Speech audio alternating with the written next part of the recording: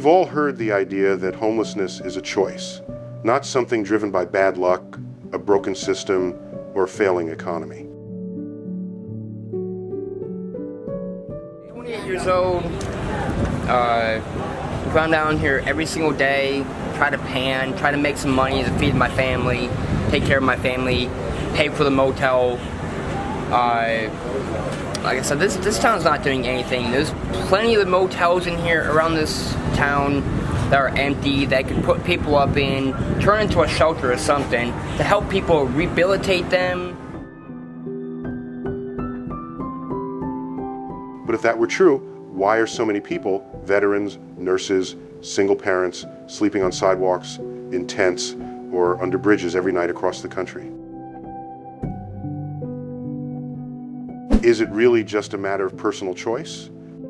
Or have we missed the bigger picture? Cities like Jacksonville, Florida, once seen as a rising star in the South. It sucks. It's getting colder and colder, and they keep moving us around. Like, where did they expect us to go? Like, we have totally nowhere to go. Every spot that we have to camp, they come and kick us out. Are now facing a harsh reality. More and more people are falling through the cracks. Today, we take a deeper look at what's happening in Jacksonville and what it can teach us about the growing issue of homelessness in America.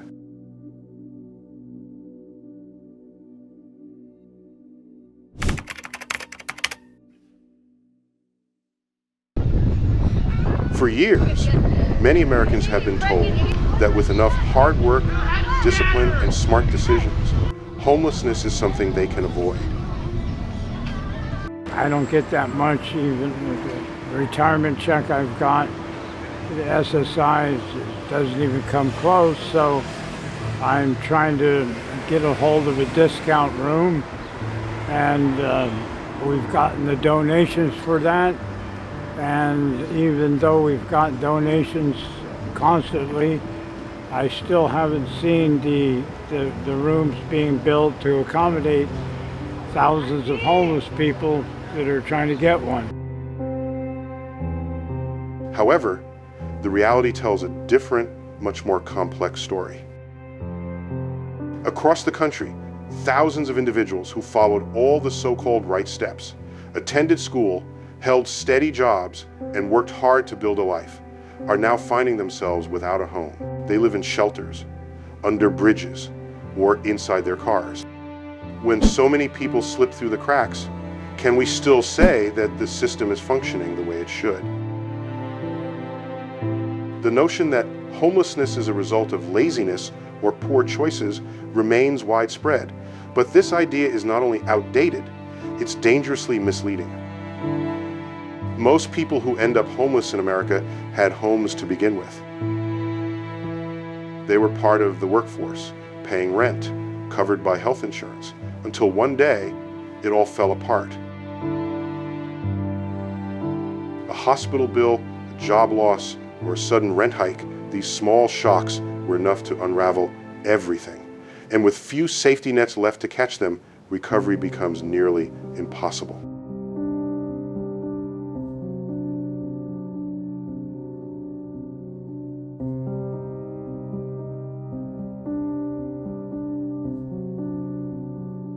In 2023, over 650,000 people experience homelessness in America on any given night, according to federal data. But this isn't just a number, it's a call to action. Of those, nearly half were unsheltered, vulnerable to weather, violence, and illness. While cities like New York and Los Angeles often grab the spotlight, smaller cities like Jacksonville, Florida, are becoming unexpected hotspots for this escalating crisis.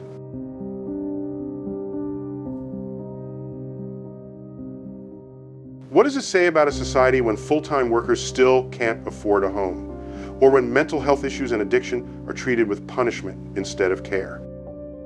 Can we truly say that people in these situations chose this path? The fact is, no one chooses homelessness the way they choose a career or where they want to live. Homelessness is not about personal choice. Well, I used to be a medic. I spent 22 years working at Sierra Vista Hospital in San Luis Obispo, California. I'm skilled, I'm educated, but started talking about the wrong things, and so I was let go, and life changed for me then. I've been wandering the nation for the last 6 years, doing a little bit of activism here and there.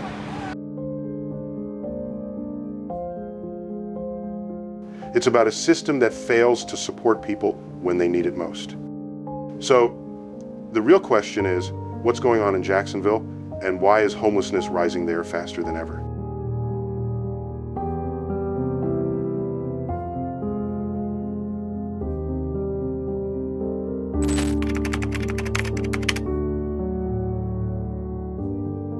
Jacksonville, a city famous for its sunny beaches, football culture, and military roots, is now facing one of the worst homelessness crises in Florida. But if you only focus on the beaches and the stadiums, you miss what's happening right beneath the surface.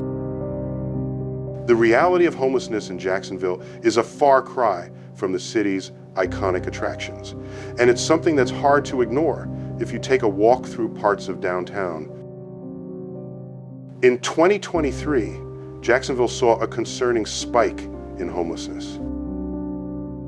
The official point-in-time count revealed that over 1,250 individuals were homeless in Duval County on any given night, a nearly 20% increase from the year before.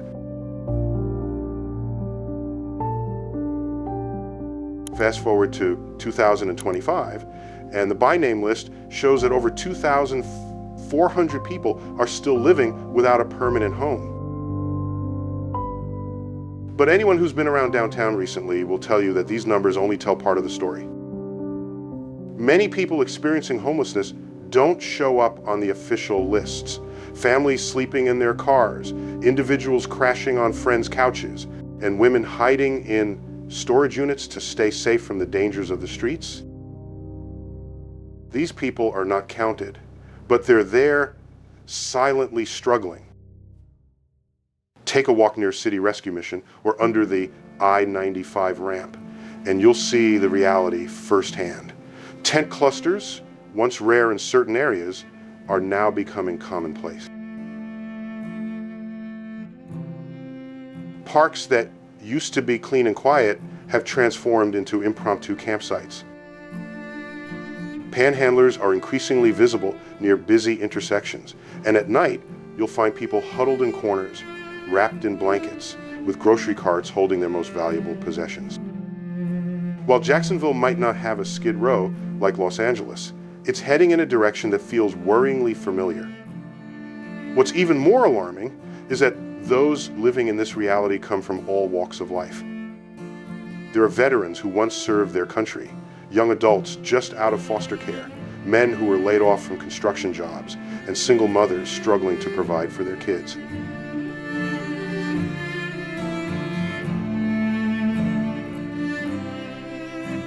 Many of these people are simply stuck, unable to find affordable housing or long-term support. Shelters are overcrowded, and waiting lists for housing vouchers are long, sometimes stretching to months or even years. How did Jacksonville, a city once known as the bold new city of the South, end up in this crisis? The reasons are complex, but one thing is clear: homelessness in America isn't just a problem for big cities anymore. It's spreading to places like Jacksonville, and the situation is only getting worse. 3, the growing homeless crisis. From big cities to Jacksonville. When we think about homelessness in the U.S., the conversation usually centers on places like New York, Los Angeles, or San Francisco. These cities have some of the most visible and overwhelming homeless populations in the country. Los Angeles' Skid Row is infamous.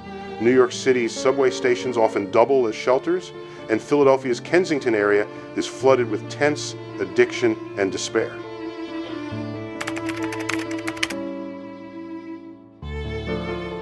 However, if we focus only on these large cities, we miss a crucial reality. This homelessness is no longer confined to the biggest metropolises. Jacksonville is proving that. In 2025, Jacksonville officially recorded 1,009 homeless individuals, according to the annual point-in-time count. This statistic, showing a 49% decrease from the year before, was celebrated by city officials, but this number doesn't fully capture the situation. The by name list, which tracks people experiencing homelessness throughout the year, reveals a far larger figure, over 2,475 individuals without stable housing. This is the number that truly reflects the scale of the problem. Meanwhile, the cost of rent in Jacksonville has skyrocketed by nearly 40% since 2020, while wages have remained stagnant. Shelters are overwhelmed and struggling to meet demand.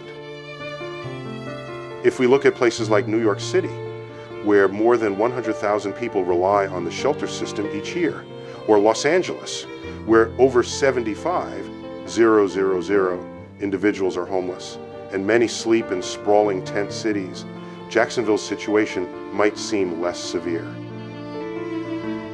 But the pattern is the same. Broken systems, skyrocketing living costs, and vanishing safety nets. What makes Jacksonville's case particularly concerning is that the crisis is only worsening, yet the city has fewer resources to address it.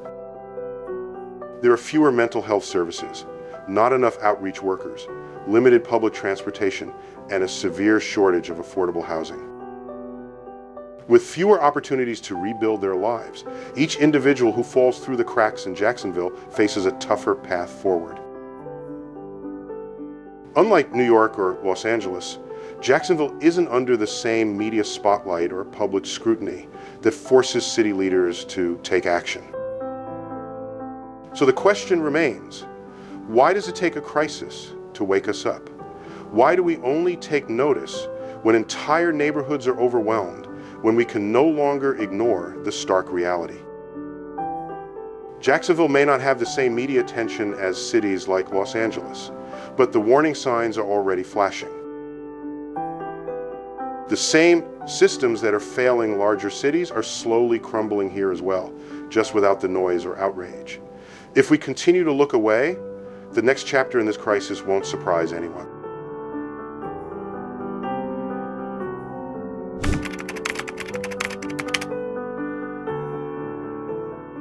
Homelessness isn't a random occurrence.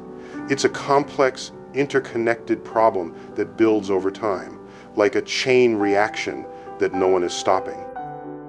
In Jacksonville, this crisis isn't just about a person losing their job or being evicted. It's deeper than that. The system itself is crumbling, and people are falling through the cracks faster than we can fix them. Let's take housing as an example. Since 2020, rent prices in Jacksonville have surged by nearly 40%. Meanwhile, wages in crucial sectors, hospitality, retail, construction, have hardly budged. So when something goes wrong, a person falls ill, misses work, or loses a roommate, they don't have a cushion to fall back on. It's like trying to balance on a tightrope with no safety net. The average rent for a one-bedroom apartment now sits at over $1,400, while a minimum wage worker in Jacksonville barely makes $1,600 a month before taxes. Do the math. How can anyone survive on that? But housing is only part of the problem. Mental health care is another crucial piece. Florida, unfortunately, ranks at the bottom when it comes to funding for mental health services, and Jacksonville is no exception. Clinics are understaffed, beds are scarce, and appointments are booked weeks out. For many in crisis, the response is simply to let them slip through the cracks until they end up on the streets, or even worse, behind bars. And let's face it, jails are often where people find their shelter. That's not a solution. It's a cycle of neglect. Then there's addiction, which is another heavy burden. Fentanyl is rampant in Jacksonville, cheap, potent, and deadly. Treatment programs are in short supply, and the waiting lists are so long that by the time someone gets the help they need, the damage is often done. After going through detox, where do they go? Right back to the same streets that broke them in the first place. It's a heartbreaking cycle. The truth is, the causes of homelessness in Jacksonville aren't mysteries. They're clear and they're systemic. They're avoidable, too. The problem is we act like this crisis is some unavoidable natural disaster instead of a man-made failure. We need to stop asking, why are people becoming homeless? And start asking, why do we continue to let it happen over and over again? Because homelessness in America isn't just a statistic, it's a painful reflection of the broken system we refuse to fix.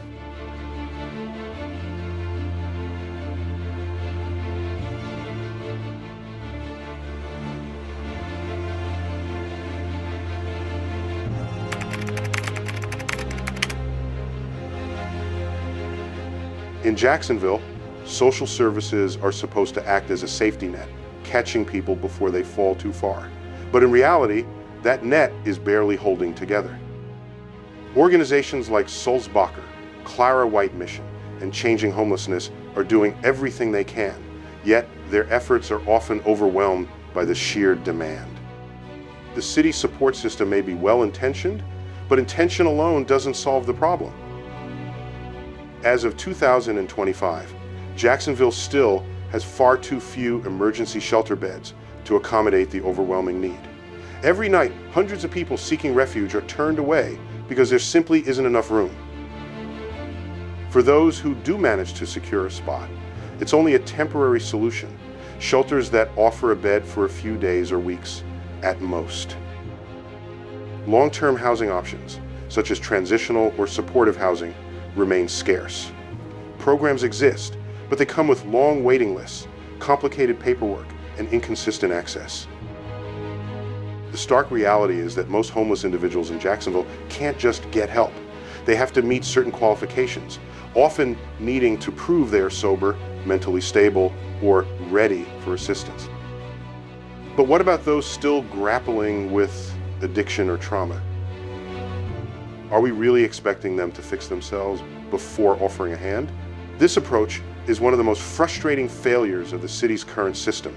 It's always reactive, only reaching out once someone is in a crisis, living under a bridge or behind a gas station, or facing the threat of arrest. But what if we shifted our approach?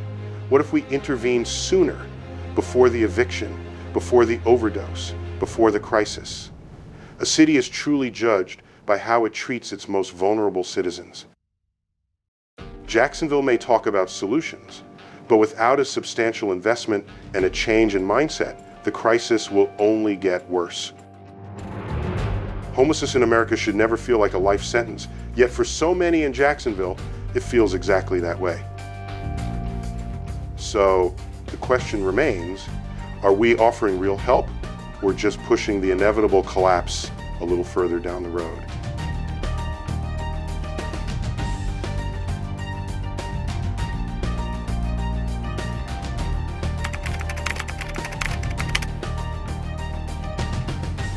Jacksonville's approach to addressing homelessness has been a series of missed opportunities and half measures. While local officials often talk about the importance of compassion, the reality is far from the rhetoric. HEAF funding is erratic, political commitment is wavering, and far too often the proposed solutions are superficial, failing to address the deeper issues at play. In 2023 and 2024, Jacksonville's leaders pledged more investment in affordable housing, vowing to increase low-income units and expand shelter access. Yet, by mid-2025, those promises remain largely unfulfilled. Housing construction takes time, but for those living on the streets, time is something they cannot afford. Emergency measures are insufficient, and existing programs are overwhelmed. For every person who gets a housing voucher, countless others are left waiting, uncertain whether help will ever come. What makes the situation even worse is the state's decision to criminalize homelessness even further. Florida's 2024 law, which bans public camping, has resulted in increased evictions, more arrests, and greater pressure on shelters that are already stretched beyond capacity. In Jacksonville, city workers have been clearing out homeless encampments under highways, often without warning, taking away personal belongings, medications, and even identification. This law does nothing to address the root causes of homelessness, but instead hides the problem from sight. Is this truly how we treat individuals who've already lost everything? One bright spot in the city's response is the PATH team, operated by Jacksonville's fire department. They do vital outreach work, offer mental health referrals, and help people find temporary housing, but their resources are limited, and they cannot bear the weight of this crisis alone.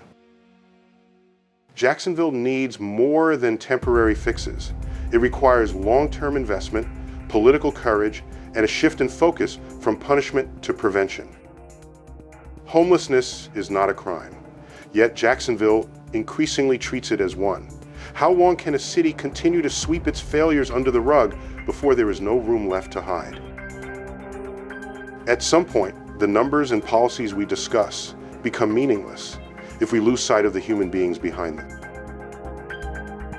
Walking through downtown Jacksonville, it's hard to ignore the sight of tents under bridges, makeshift beds by gas stations, and shopping carts filled with all that remains of people's lives. But the real tragedy isn't just the visible suffering on the streets. It's how numb we've become to it. Homelessness in America is no longer an uncommon tragedy. It has become an all too familiar outcome in a nation of immense wealth. In Jacksonville, a city that prides itself on its southern identity and growing economy, the silence surrounding homelessness is deafening. We talk about progress, but what kind of progress leaves thousands of people behind? It's all too easy to point fingers at those living on the streets, labeling them as lazy or irresponsible. But doing so ignores the bigger picture. When our solution to poverty is simply more jail time or eviction notices, we're not addressing the root of the problem, we're just feeding it. Housing is a fundamental human need, and if that's true, then it must also be a fundamental right. The homelessness crisis in Jacksonville, to me, isn't just a local issue, it's a reflection of a deeper moral failure. We've grown accustomed to suffering, treating it as a given rather than an injustice. We've chosen convenience over compassion, and in doing so, we've strayed far from the values we claim to uphold. The real question is, what kind of city do we want to be? And what kind of people do we want to be when no one is looking? The reality in Jacksonville's homelessness crisis is not isolated. It's part of a larger national issue that speaks to what it means to be homeless in America today.